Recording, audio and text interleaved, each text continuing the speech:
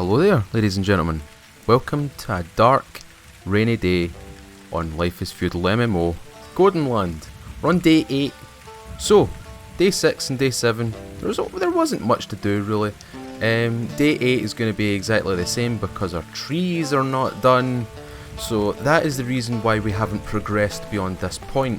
Now, I did take yesterday, Thursday, off from recording. I did a little stream, but I took a little break from recording because I wanted a wee bit of a relaxed take on the next one. But as you can see, we have tons of trees here. These trees have yet to be fully matured. Most of these are mediums at the moment, and mediums don't give a lot of wood, especially not as much as a mature tree would normally give. So yeah, we've got a problem with the whole wood situation because we've been gathering wood from surrounding areas. However, in doing so, we have kind of completed something. We've completed some of the walls. So let me come show you some of this stuff, some of the walls. So if we go over here and to the left, there's our plaster house. Turn left and bang, there we go, there's our walls right there. So we're building them right across here, so there's not going to be very much, avenues to get in here. As you can see, we're pretty well defended here. If we go down here, you can just see the scale of what the guys that were doing the terraforming were doing. This is our idea, right? Look at that. Look at that. How intimidating is that? Obviously other guilds have got different plans and different ways of building their bases, and they too also look quite intimidating. But for our base, this is probably the coolest version of a TVG base I have actually seen. Look at a big ramp. A massive ramp, massive lead up to actually get to, the gates. We don't have the full gates up at the moment, we just have basic wooden gates. But, they're good enough to hold back anybody. So if we open up those, as you can see, it goes all the way along here. We've got a second large plaster house going down here. Hopefully that will get finished. These 3-story plaster houses though have got a lot of space in them, and we've literally held the majority of our guild in these ones. An extra warehouse. Here's the other ramp outside. There it is. Open up, close, and there you go. This is a TVG fortress. This is the master TVG claim, and it is beautiful, if I say so myself. There's other bases in the servers above that do actually look quite nice. I've not had a chance to go to them. I've had a chance to go to Iron Will though, and Iron Will's place is kind of basic. I'm not trying to say that to snub at these people. We fight Iron Will, and I'm not saying that to try and say, oh, your base is crap. I'm just saying it's kind of easy to get in. You might want to fix it. But as you can see, we've still got a wee bit of terraforming to do. We've got essentially this area right here. This is going to feed into it. And I don't know what's going to happen round the back, because it goes down, the land literally sinks down here, as you can see. This is where, they've actually planned it out, I think.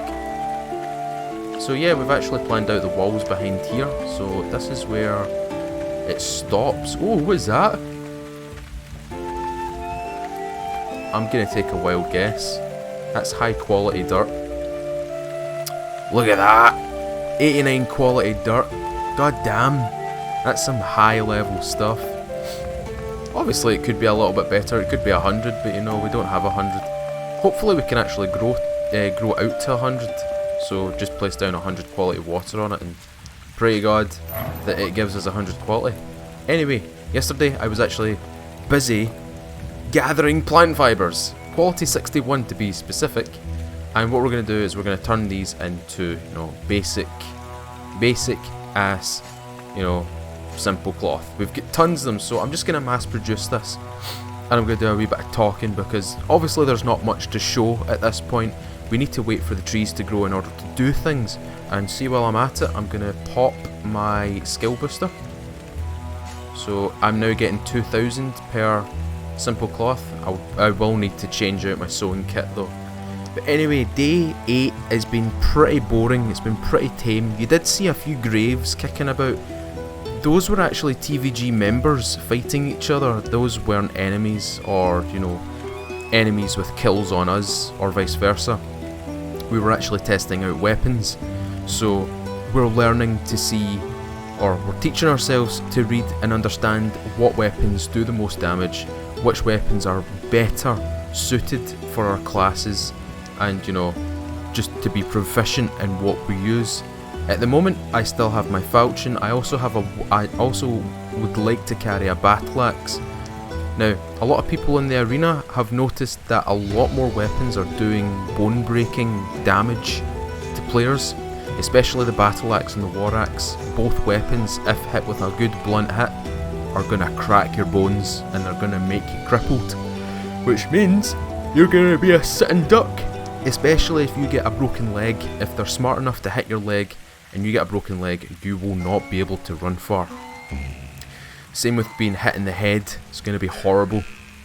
So most of these engagements that we'll see in the open world, I think most of the damage done is probably going to be through bone breaking, because bone breaking at the moment it's quite easy to do, especially with a battle axe, and you've got 60 footmen and 60 swordsmen, you got that shield on your back, you just bang bang, attack their knees, as PewDiePie would say it. Go for the knees! Anyway, as well as that, we're actually working towards getting our castle walls up, but not before we get somebody with 90 architecture to get that big buff to the actual building durability. So there's a lot of things going on, but there's a lot of things on the hold at the moment. Iron Will have not attacked us yet, as far as I'm aware. They haven't ventured to us, we've ventured to them, I believe. VT did a video on this, and I'll leave that in the description. I'll let you guys check that out. They did go and raid them, they used tables, and as I said at some point in this video, Iron Will need to fix their walls pretty badly if they're going to have a chance defending them, because we did probe their walls and we found a weakness, and we exposed it as much as we could until obviously they started piling things onto it and stopped us from getting in. Didn't really stop us though, because we did get in and we did kill you guys. You do need to work on those, but anyway, I'm not slating on you guys. Just fix your walls and we'll have a little bit more fun, especially when it comes to sieges. Sieges are gonna be fun. Anyway, this is pretty much day 8, guys, so what I'm going to do is I'm going to stop it here, and I'm going to lead you guys on to day 9. I hope you enjoyed this boring ass day, and I hope you enjoy day 9. I'll see you in just a second.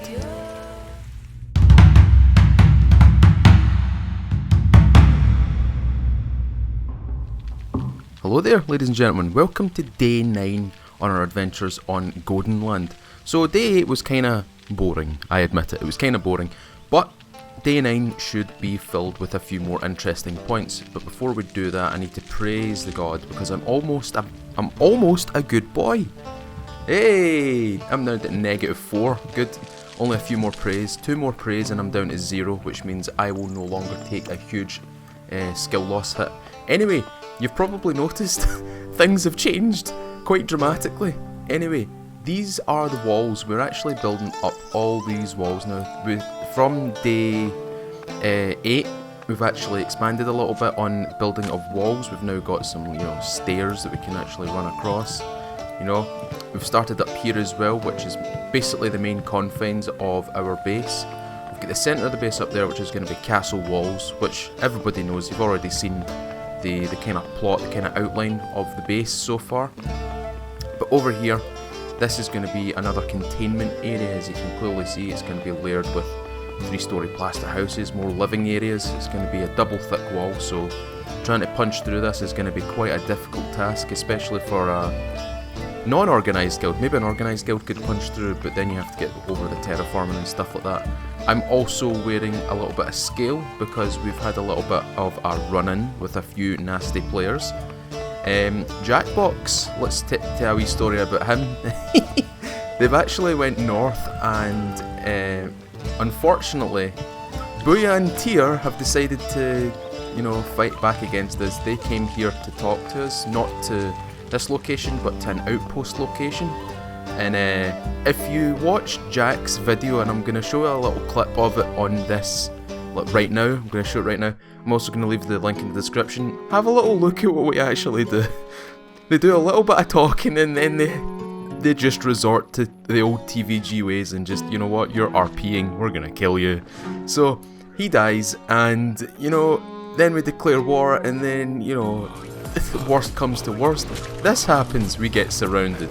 But I'll let you guys go and watch that video. Jack makes a lot of good content for like TVG in terms of combat. You can also see that we've got a big road getting built out here. But Jack uploads quite a few things and he's actually in TVG with me as well, so I also help him out a wee bit here and there. Also, our trees have grown. Well, some of them have grown. All these birch trees have yet to grow, but all the trees over here are now fully grown. We've also got a trade post over there. Now, a lot of people are probably going to ask me, how do you use the trade post? I don't know. I don't know personally. I've not used it. I've had no need to actually use it. We've still got dozens of bloody shacks back here. Our outpost is still sitting there. But let's go over the trade post. I've not traded anything yet, and I've not obtained any money because I've been busy farming, busy gathering plant fibre for bandages, all that kind of stuff. Basically being useful to the guild in some aspect. They probably won't agree. I think I've been pretty useful. Anyway, go to trade. So, we've got all this good stuff. So this is where you put all the stuff that you want to trade, okay? Right, you can also transfer your coins in here apparently to hold them here, to stash them. Anyway, let's go to the market. So you click on market and it will open up a new window. And then it will say up here that there is no trade post selected. Now we are currently at trade post number 88, so we'll fetch all that data. There we go. These are all the things that we are selling or buying, or no, that's the selling orders. These are the things that we are wanting to sell, and these are the things that we want to buy. I think that's how it works. I'm not 100% sure. Don't take this as a tutorial. This is new to me. I don't know what I'm looking at. So we've got selling orders, we've got buying orders, and we've got my offers. So this is obviously for stuff that I'm selling here. Someone will obviously say, oh, I want to sell here. This is for like players. But then we've got this, sell to the crown. Trade post number 8, please choose a trade post. I want to choose number 88, sell to the crown. Choose a trade. I'm choosing it. It's not wanting to choose it. Okay. Okay, sell. We'll sell to the crown. Please choose a trade post where you have stored items. Oh, because I've not got anything stored, that makes sense actually. New buy order. See, that's actually quite interesting, because if there is something there that I'm not seeing, then, you know, somebody please correct me. Somebody please correct me, even if it's one of my guild members watching this. Yeah, that's trading. I don't know much about it. Don't take it as a tutorial, but that's trading in a nutshell. I like that. That's pretty nifty. I don't know what the face is about. I think that's supposed to be our flag, but that's not our flag. That's definitely not our flag. That's a horrible flag, that. But anyway, that's the trading post, and there's a whole bunch of them in this area. Anyway, if we go further north, there's another 2, I believe. There's a little plough that we're not using because ploughs are useless. There's no point using them. Anyway, this has been a little update for you guys on day 9. There's not been much occurring at the base. At the base, we've been doing mostly PvE work. Soon, I will be able to get you guys some PvP related videos of us going out and attacking people or defending allies or defending our home bases and stuff like that. I really want to put that out there because a lot of people have been talking about the game saying, oh, it sounds like Mountain Blade combat. It's sort of like Mountain Blade combat, but it's a little bit different from it as well. Also, stun locks when you parry like this. Oh, they're so good. I was in the arena last night and I was fighting a whole bunch of people. Unfortunately, arena's still a gank fest, which isn't particularly fun, and I hope something happens with that because I hate gank fests, and the arena should be, you know, essentially a free-for-all. Bobic, here's a little mention, one person from one guild. There's an idea.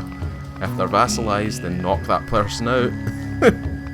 Anyway, I was fighting a player called Bobby Akbar. Bobby Akbar is part of the Ascaniers, I believe. He plays with Diddy Dale, who's a streamer. who used to play this, and I think he still plays it. I don't know if he streams Life is Feudal MMO anymore, but he certainly does videos on it. He does plenty of them. I would recommend you go check his streams out and his videos out, because he does make a lot of valid points to the things like where the Lift team have gone wrong, where the Lift team have gone right, that kind of things. It kind of breaks everything down a wee bit and discusses his own personal opinion and the opinion of other players as well. I've been in a video, or I've been in a stream of his before, and he's wanting me in another one to discuss like the Life is Feudal MMO, which I need to get him a date for. I will get you a date for that deal, don't worry, I will get you that. I'm just a little bit busy with real life scenarios. Anyway, I was fighting Bobby Akbar and I managed to get a parry, and I got a really good block and it stunned him, and I was like, yes, I stunned Bobby Akbar, I did it. Bobby's a really good fighter, and I'm not so much a great fighter. I like to play as a team. I'm not very useful when it comes to solo work. Maybe in Life is Feudal Your Own, where there's no lag compensation, but in this game where there is lag compensation, I am fucking useless. I am useless when it comes to a solo fight. I cannot hold my ground. I need another 1, 2 people, a group of 3 people, and I'll be able to be useful in that, you know, the 360 shield bashing. I'm pretty good at that. Come at me, scrub. Anyway guys, this is going to be day 9. It's just a little update to inform you of like what's been happening in the game. A wee bit of the trade outpost that I still don't know anything about. I do need to go and actually investigate that. I've given you a few people to go and watch as well. Diddy Dale and Jackbox. 2 great content creators. One's a streamer, one's a fighter. And the other one, Bobby Akbar. If you search for Bobby, I can't remember if it's Bobby Akbar, but he used to do videos on this game as well, fighting a guild called Ashenfell and the Coalition DAC. And he does those videos, those style of videos, and they're pretty funny. Anyway guys, if you've enjoyed day 8 and day 9, consider leaving a like. It helps me out, tells me you guys still want these videos to come out, and it tells me you guys are actually enjoying them. If you really enjoy it, if you really enjoy this series and you want more from it, consider subscribing, ringing the little bell, stay up to date with the series. Anyway folks, from myself and my sexy little skinned battle axe, I've been Mr. Feudal. I'll see y'all later.